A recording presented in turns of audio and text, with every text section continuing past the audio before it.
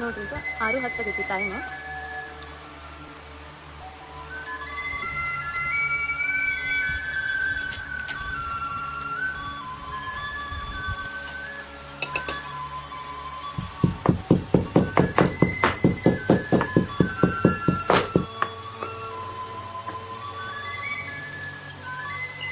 ಇದು ನಮ್ಮ ಖಾರ ರೆಡಿ ಆಗೈತಿ.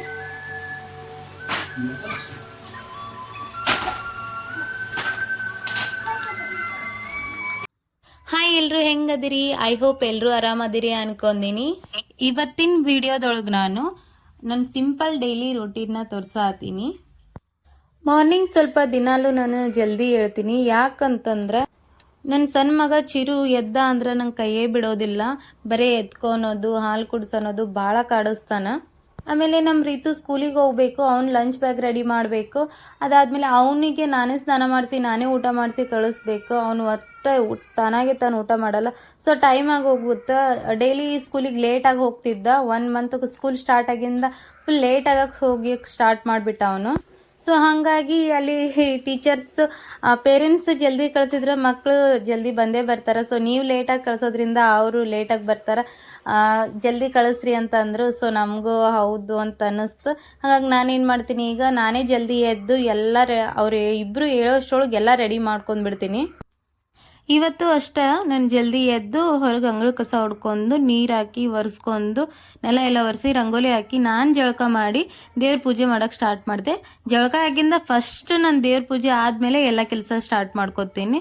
ಸೊ ಮೊದಲು ನಾನು ದೇವ್ರ ಪೂಜೆ ಮಾಡಿದ್ದೆ. ದೇವರು ಎಲ್ಲರಿಗೂ ಒಳ್ಳೇದು ಮಾಡಲಿ, ನನಗೂ ಒಳ್ಳೇದು ಮಾಡಲಿ ಅಂತ ದೇವ್ರ ಕಡೆ ಬೇಡ್ಕೊಂಡು ಒಂದು 4 ಉದ್ದಿನ ಕಡ್ಡಿ ಹಚ್ಚಿ ಹೊರಗೆ ಬಾಗ್ಲಕ್ಕೂ 2 ಹಚ್ಚೀನಿ, ದೇವ್ರ ಮುಂದೆ 2 ಹಚ್ಚೀನಿ. ಸೊ ಆಮೇಲೆ ಸ್ವಲ್ಪ ಟೆರೆಸ್ ಮೇಲೆ ಹೋದೆ. 6:30 ಆಗಿತ್ತು ಟೈಮು. ಎಷ್ಟು ಚಂದ ಇತ್ತು ಬೆಳಕು. ಕತ್ಲು ನೋಡಿ ಬೆಳಕಿಗಿಂತ ಒಂಥರ ಖುಷಿ ಅನ್ನಿಸ್ತಪ್ಪ. ಅಂತೂ ಇಂತೂ ಬೆಳಕು ಆಯ್ತಲ್ಲ ಅಂತಂದ್ರೆ. ಈಗ ಬೆಳಕು ಕಮ್ಮಿ, ಕತ್ಲು ಜಾಸ್ತಿ. ಜಲ್ದಿನ ಕತ್ಲಾಗ್ಬಿಡುತ್ತಾ. ಆಮೇಲೆ ಬೆಳಗ್ಗೆ ಲೇಟಾಗಿ ಬೆಳಕಾಗುತ್ತಾ. ಹಾಗಾಗಿ ಬೆಳಗ್ಗೆನೇ ಎದ್ದಿರ್ತೀನಲ್ಲ, ಇನ್ನೂ ಕತ್ಲೆ ಇರುತ್ತಾ ಅಂತಿರ್ತೀನಿ. 1-2 ತಾಸು ಆದಮೇಲೆ ಬೆಳಕಾಗತ್ತಾ. ಬೆಳಗ್ಗೆ ಕೆಲಸ ಮಾಡೋದ್ರೊಳಗೆ ಎಷ್ಟು ತಾಸು ಆಗುತ್ತಾನಂತ ಗೊತ್ತಾಗಲ್ಲ. ಅಷ್ಟು ಜಲ್ದಿ ಎದ್ದಿರ್ತೀನಿ ಅಂದರೂ ಕೆಲಸನ ಮುಗಿಯೋದಿಲ್ಲ. ಅಂತ ಇಂತೂ ನಾನು ಅಡುಗೆ ಮಾಡೋಕ್ಕೆ ಸ್ಟಾರ್ಟ್ ಮಾಡಿದೆ. ನಾವು ನಾಷ್ಟ ಸಪ್ರೇಟು, ಊಟ ಸಪ್ರೇಟ್ ಅಂತ ಏನು ಮಾಡೋದಿಲ್ಲ. ಮಾಡೋದೇ ಒಂದು ಐಟಮ್ ಮಧ್ಯಾಹ್ನ ಮತ್ತು ಬೆಳಗ್ಗೆ ಅದೇ ಆಗ್ಬಿಡುತ್ತೆ. ರಾತ್ರಿಗೆ ಸ್ವಲ್ಪ ಬಿಸಿದು ಏನಾದರೂ ಮಾಡ್ಕೊಂಡು ಊಟ ಮಾಡಿ ಮಲ್ಕೊಂಡ್ಬಿಡ್ತೀವಿ. ಸೊ ನಾನಿವತ್ತು ಬೆಳಗಿನ ನಾಷ್ಟಕ್ಕೆ ಏನು ಮಾಡತ್ತೀನಿಯಪ್ಪ ಅಂತಂದರೆ ಆಲೂಗಡ್ಡೆ ಕುರ್ಮಾ ಮತ್ತು ಚಪಾತಿ ಮಾಡತ್ತೀನಿ. ಚಪಾತಿ ಇಟ್ಟು ಬೇಯಿಸಿಗೆ ನಾದಿ ಅದನ್ನು ಮುಚ್ಚಿಟ್ಬಿಟ್ಟೆ ಸ್ವಲ್ಪ ಹೊತ್ತು ನೆನಿಲಿ ಅಂತ. ಈ ಕಡೆ ನಾನು ಆಲೂಗಡ್ಡೆ ಪಲ್ಯ ಮಾಡೋದಕ್ಕೆ ಇನ್ನು ಮಸಾಲ ಬೇಕಲ್ಲ, ಒಂದಿಷ್ಟು ಮಸಾಲ ರೆಡಿ ಮಾಡ್ಕೊಳತ್ತೀನಿ. ಅದಕ್ಕೆ ಏನೇನು ಹಾಕಿದೆ ಅಂದರೆ ಟೊಮ್ಯಾಟೊ, 4 ಹಸಿಮೆಣಸಿನ್ಕಾಯಿ, ಬೆಳ್ಳುಳ್ಳಿ, ಆಮೇಲೆ ಜೀರಿಗೆ ಮತ್ತು ಒಂದಿಷ್ಟು ಗಸಗಸೆ, ಚಕ್ಕೆ, ಲವಂಗ, ಮೆಣಸು 1-2 ಅಷ್ಟೇ ಹಾಕೊಂಡು ಅದನ್ನು ಮಿಕ್ಸಿ ಮಾಡ್ಕೊಂಡೆ. ಸೊ ಮೇಲೆ ನಾನು ಯಾವುದು ಮಸಾಲೆ ಪುಡಿ ಹಾಕಲ್ಲ, ಅದರೊಳಗೆ ಗ್ರೈಂಡ್ ಮಾಡ್ಕೊಂಡು ಬಿಟ್ಟಿರ್ತೀನಿ.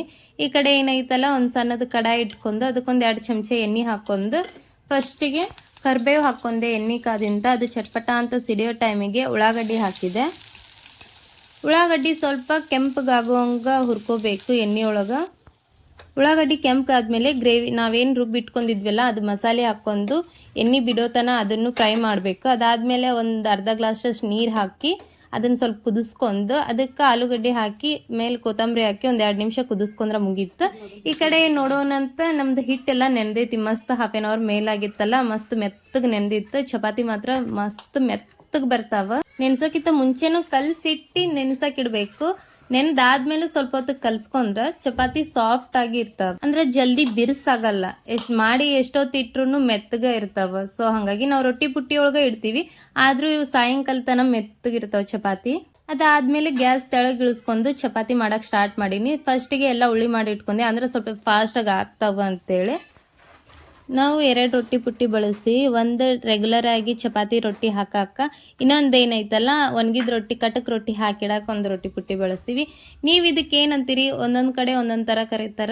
ನಮ್ಮ ಕಡೆ ರೊಟ್ಟಿ ಪುಟ್ಟಿ ಅಂತಾರ, ಒಬ್ಬೊಬ್ರು ಕೆರ್ಸ್ ಅಂತಂತಾರ. ಇದಕ್ಕೆ ರೊಟ್ಟಿ ಪುಟ್ಟಿ ಒಳಗೆ ನಿನ್ನೆ ಮಾಡಿಟ್ಟಂಥ ರೊಟ್ಟಿ ಇದ್ವು. ಸೊ ಅವು ತೆಗೆದು ಕಟಕ್ ರೊಟ್ಟಿಗೆ ಹಾಕಿ ಅದನ್ನ ಆರಾಕಿಟ್ಟೆ ನಾನು. ಈ ಕಡೆ ಏನೈತಲ್ಲ ಚಪಾತಿ ಮಾಡಕ್ಕೆ ರೆಡಿ ಮಾಡ್ಕೊಳತ್ತಿದ್ದೆ.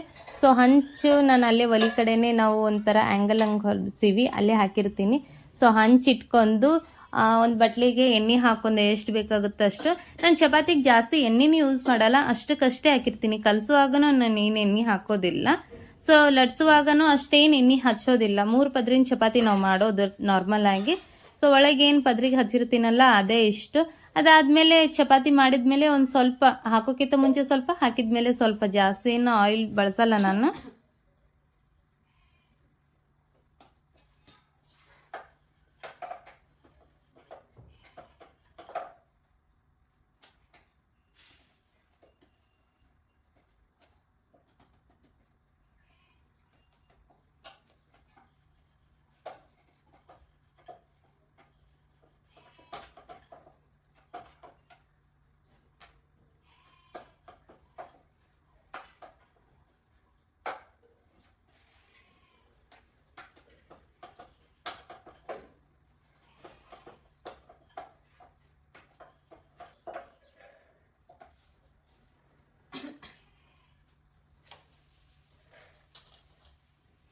ಚಪಾತಿ ಮಾಡ್ಕೊಂಡ ನಾ ಚಹಾಗೆ ಇಟ್ಟಿದ್ದೆ.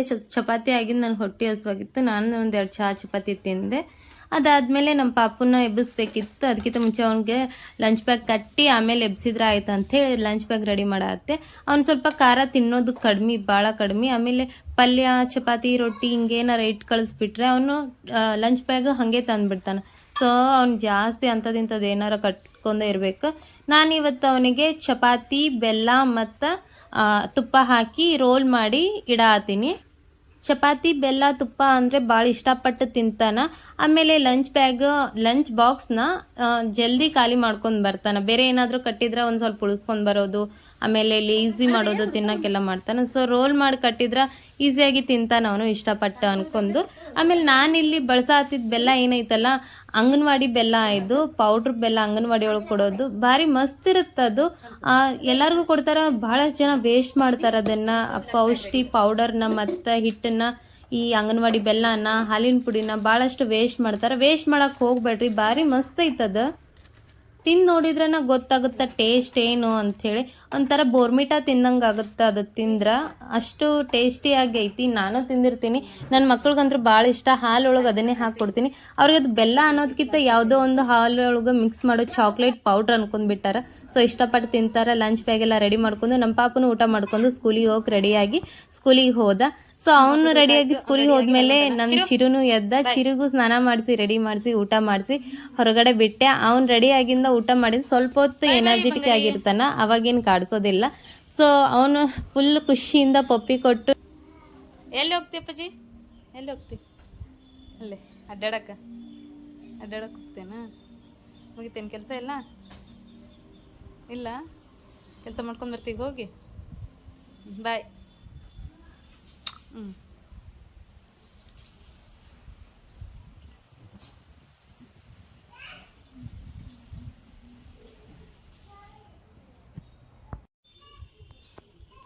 ಚಿರು, ಎಲ್ಲಿ ಹೋಗ್ತಿ? ಬಾಯ್ ಬಾಯ್ ಮಾಡಿದ್ರೆ ಪಪ್ಪಿ ಕೊಡ್ತಾನೆ.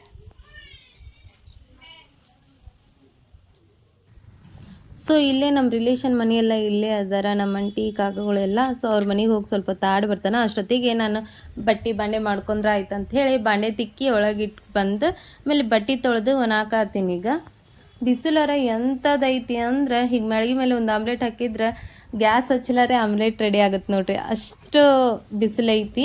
ಇಷ್ಟು ದಿನ ಮಳಿನೂ ಹಾಗೆ ಇತ್ತು, ಈಗ ಬಿಸಿಲು ಹಾಗೆ ಐತಿ. ಅದ್ರ ಜೊತೆಗೆ ಬಿಸಿಲು ಅನ್ನೋದಕ್ಕಿಂತ ಈಗ ಚಳಿಗಾಲ ಸ್ಟಾರ್ಟ್ ಆಗೈತಿ. ನಮ್ಮ ಕಡೆ ಅಂತೂ ಚಳಿ ಸಿಕ್ಕಾಪಟ್ಟೆ ಇರುತ್ತೆ. ಕುಷ್ಟಗಿಯಿಂದ ಹಿಡ್ಕೊಂಡು ಕೊಪ್ಪಳದ ತನ ಅಂತೂ ಭಾಳ ಚಳಿ ಇರುತ್ತೆ. ಆ ಕಡೆ ಮತ್ತು ಗಂಗಾವತಿ, ಹೊಸಪೇಟೆ ಎಲ್ಲ ಸ್ವಲ್ಪ ಅಷ್ಟಕ್ಕಷ್ಟೇ ಇರುತ್ತೆ. ಬಟ್ ಕುಷ್ಟಗಿಯಿಂದ ಕೊಪ್ಪಳದ ಕಡೆ ಭಾಳ ಅಂದ್ರೆ ಭಾಳ ಚಳಿ ಇರುತ್ತೆ. ನಮ್ಗೆ ಅದು ತಡ್ಕೊಳಕ್ಕೆ ಆಗಲ್ಲ. ಒಂದು 3 ತಿಂಗಳು ಹೆಂಗೆ ಹೋಗುತ್ತಪ್ಪ ಅನ್ಬೇಕು. 2 ಕೋದಿ ಹೊಚ್ಕೊಂಡು ಮಲ್ಕೊಂಡ್ರು ಥಂಡಿ ಹೋಗೋದಿಲ್ಲ. ಎಲ್ಲ ಕೆಲಸ ಮುಗಿಸಿದ್ಮೇಲೆ ನಮ್ಮ ಚಿಕ್ಕಿ ಪಾಪು ಸ್ವಲ್ಪ ಕಿರಿಕಿರಿ ಮಾಡತ್ತಿದ್ದ. ಅವ್ನ ಎತ್ಕೊಂಡು ಸ್ವಲ್ಪ ಹೊತ್ತು ಆಟ ಆಡಿಸಿದೆ. ಆಟ ಆಡಿಸಿ ಬಿಗ್ ಬಾಸ್ ನೋಡೋಣ ಅಂಥೇಳಿ ಬಿಗ್ ಬಾಸ್ ನೋಡತ್ತೀವಿ ನಾವೀಗ. ಅದೊಂದು ಟೈಮ್ ಪಾಸ್. ಮಧ್ಯಾಹ್ನ ಒಂದ್ಸರಿ ಬಿಗ್ ಬಾಸ್ ನೋಡಲಿಲ್ಲ ಅಂದ್ರೆ ಸಮಾಧಾನ ಆಗಲ್ಲ. ಈವ್ನಿಂಗ್ ಅಂತೂ ನೋಡೋಕ್ಕಾಗಲ್ಲ, ಯಾಕಂದ್ರೆ ನಮ್ಮ ಮಕ್ಕಳು ಹೋಮ್ವರ್ಕ್ ಅಂತಿರುತ್ತೆ. ಸಾಯಂಕಾಲ ಬಿಗ್ ಬಾಸ್ ನೋಡಿದ್ರೆ ಖುಷಿ ಆಗುತ್ತೆ. ನಿಮ್ಮ ಬಿಗ್ ಬಾಸ್ ಒಳಗೆ ಯಾರು ಇಷ್ಟ ಅಂತ ಕಮೆಂಟ್ ಮಾಡಿರಿ. ನನಗಂತೂ ಗಿಲ್ಲಿ, ಮತ್ತು ರಕ್ಷಿತಾ ಭಾಳ ಇಷ್ಟ ಆಗ್ತಾರ. ಅದನ್ನ ಬಿಟ್ಟು ಕಾವ್ಯ ಮತ್ತು ರಘು ಇದಾರಲ್ಲ ಅವರು ಇಷ್ಟ ಆಗ್ತಾರ. ಭಾಳ ಹಾನೆಸ್ಟ್ ಆಗಿ ಆಡ್ತಾರಂತ ನನಗನ್ಸುತ್ತ. ಬಿಗ್ ಬಾಸ್ ನೋಡ್ಬೇಕಂದ್ರೆ ಅವರೇ 4 ಜನದ ಸಂಬಂಧ ನೋಡ್ಬೇಕಂತ ನನಗನ್ಸುತ್ತ. ಖುಷಿ ಆಗುತ್ತ ನೋಡೋದಕ್ಕೂ. ಗಿಲ್ಲಿ ಏನು ಟಾಂಟ್ ಕೊಡ್ತಿರ್ತಾನಲ್ಲ, ಭಾರಿ ಮಜಾ ಬರುತ್ತೆ ಅದನ್ನ ನೋಡಕಂತ್ರು. ಅದಾಗಿಂದ ನಾನು ನಮ್ಮ ಚಿಕ್ಕಿ ಬಿಗ್ ಬಾಸ್ ನೋಡೋದಕ್ಕಿಂತ ಜಾಸ್ತಿ ಮಾತಾಡ್ಕೊಂಡ ಕುಂತಿದ್ವಿ. ಸೊ ನಾನು ಅಷ್ಟಕ್ಕಷ್ಟು ಸ್ವಲ್ಪ ಬಿಗ್ ಬಾಸ್ ನೋಡ್ಕೊಂಡು ಮಾತಾಡತ್ತಿದ್ದೆ. ಅವ್ರು ಮಾತಾಡ್ಕೊಂಡು ಕುಂತು ಬಿಟ್ಟಿದ್ರು. ಬಿಗ್ ಬಾಸ್ ನಮ್ದು ಅರ್ಧಂಬರ್ಧ ಆಯ್ತು. ಮತ್ತೊಂದು ದಿನ ಆನ್ ಮಾಡ್ಕೊಂಡು ನೋಡ್ಕೋಬೇಕಾಗುತ್ತೆ. ಸೊ ಮಧ್ಯಾಹ್ನ ಇದೆಲ್ಲ ಮುಗಿಸೋಷ್ರೊಳಗೆ ನಂಗೆ ಮಧ್ಯಾಹ್ನ ಆಗೋಗಿತ್ತು. ಮಧ್ಯಾಹ್ನ ಆಗಿತ್ತು. ಸ್ವಲ್ಪ ಅಕ್ಕಿ ನೆನೆಸಿಟ್ರಾಯ್ತು ಅನ್ಕೊಂಡು ಅಕ್ಕಿ ನೆನೆಸಿಟ್ಟೆ. ನಾಳೆ ಪಾಪುಗ ದೋಸೆ ಇಲ್ಲ ಇಡ್ಲಿ ಕಟ್ಬೇಕಂತ ಲಂಚ್ ಬಾಕ್ಸಿಗೆ. ಅಕ್ಕಿ ತೊಳೆದು ನೆನೆಸಿಟ್ಟು 1 ತಾಸು ಮಕ್ಕೊಂಡ್ಬಿಟ್ವಿ. ಮಕ್ಕೊಂದಾದ್ಮೇಲೆ ವಿಡಿಯೋ ಮಾಡೋಕ್ಕಾಗಲಿಲ್ಲ. ಸೊ ಮಧ್ಯಾಹ್ನದಲ್ಲಿ ಸ್ಕಿಪ್ ಆಗೈತಿ.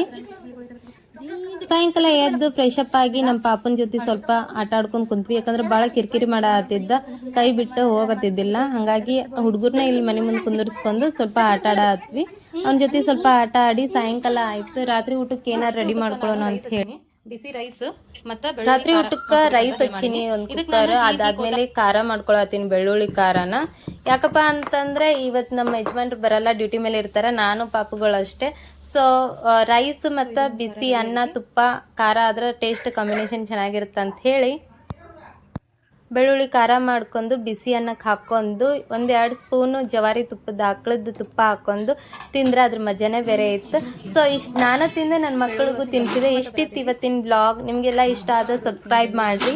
Thank you for watching.